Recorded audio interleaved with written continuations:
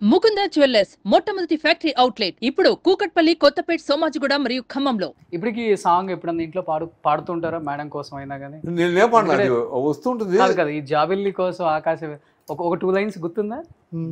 జాబిల్లి కోసం ఆకాశమల్లే వేచాను నీ రాకకై, నిన్ను కానలేక మనసూరుకోక పాడాను నేను పాటనై, జాబిల్లి కోసం ఆకాశమల్లే వేచాను నీ రాకకై.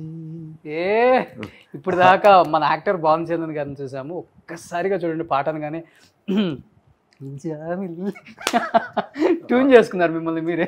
అలాగా కొన్ని పాటలు మర్చిపోవాలన్నా మర్చిపోయాను, అదే గుర్తుకు వస్తుంటాయి. అవును, ఎన్ని మంచి మంచి సినిమాలు, ఎన్ని మంచి మంచి పాటలు, అసలు అవన్నీ ఇప్పుడు ఈటీవీ సినిమాలో వస్తూ ఉంటే మేము పాతయన్ని అలా నెమరు వేసుకుంటూ ఉంటాం, పాత జ్ఞాపకాలు. అది సాంగ్ ఒకటి, ఈ చుక్కలతో వచ్చాం ఒకటి, ఈ 2 సాంగ్స్ నాకు ఎప్పుడు నా జీవితాంతో మర్చిపోలేను.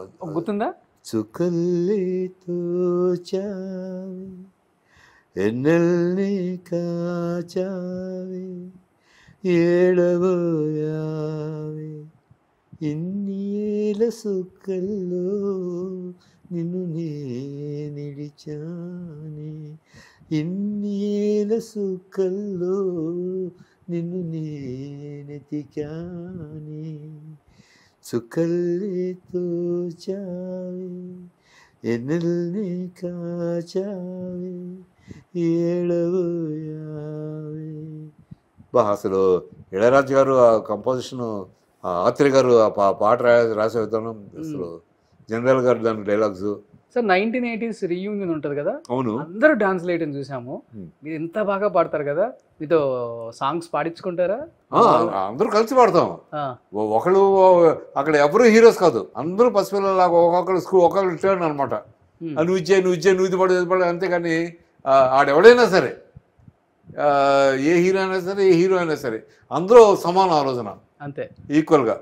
నువ్వు 10 సినిమాలు చేస్తున్నావు, వీడు 1 సినిమా చేస్తున్నావు, 2 సినిమాలు చేస్తున్నావు, అంతే సినిమాలు తీసి పక్కన పడేస్తాం. అంత nothing, that has got nothing to do with your real life friendship. ఆ రోజులు ఎలా ఉండేదో అన్ని అలా స్వీట్గా తెచ్చుకుంటూ, సరదాగా జోకులు వేసుకుంటూ, పాడుకుంటూ, ఒకళ్ళు ఏడిపించుకుంటూ. It's a beautiful concept by Suhasini Lissy. వాళ్ళిద్దరూ evergreen stars. Evergreen ఇప్పటికీ సుహాసిని చిన్నపిల్లలాగా ఉంటుంది, లెజీ చిన్నపిల్లలాగా ఉంటుంది. వాళ్ళందరూ they don't abuse the bodies. వాళ్ళు ఏది పడితే అది తినరు. అలాగే ఇందాక నువ్వు చెప్పావే, అలాగా the follow a certain diet. అలాగా మన దేవుడు ఇచ్చిన మన అవయవాల్ని ఇక చెడ్డ మార్గంలో వెళ్ళకుండా మంచి మార్గంలో వెళ్తే బ్రహ్మాండంగా ఉంటుంది. సో ఇప్పటికి అదే అందరూ ఫాలో అవుతున్నారు చాలా మంది. ఎవ్రీబడి మీ 18 రీయూనియన్లో ఉన్న ఆర్టిస్టులను చూస్తుంటే కొంచెం జెలస్గా ఉంటుంది మాకే. చూడండి, అప్పటికి ఇప్పటికి అలానే మెయింటైన్ చేస్తున్నారు చాలా మంది వాళ్ళ బాడీస్ని కానీ. అందరూ ఎవ్రీబడి మెయింటైన్స్ వెల్.